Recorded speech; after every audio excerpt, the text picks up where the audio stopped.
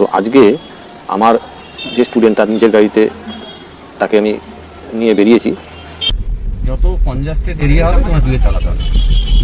3 হচ্ছে তুমি যখন ওটা 25-এর ওপরে স্পিডে তুলবে তখন তোমার 3-এ শিফট করতে হবে, ঠিক আছে?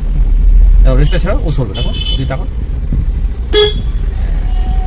এবার যখন দেখবে কিছু কিছু আছে উল্টো দিক দিয়ে গাড়ি আসছে, মানে হয়তো টোটো, সাইকেল, বাইক, তারা সরছে না কেউ কেউ, তোমাকে একটা ইমার্জেন্সি দূরত্ব ওটাকে ভেবে রাখতে হবে যে এই এমার্জেন্সি দূরত্ব আছে।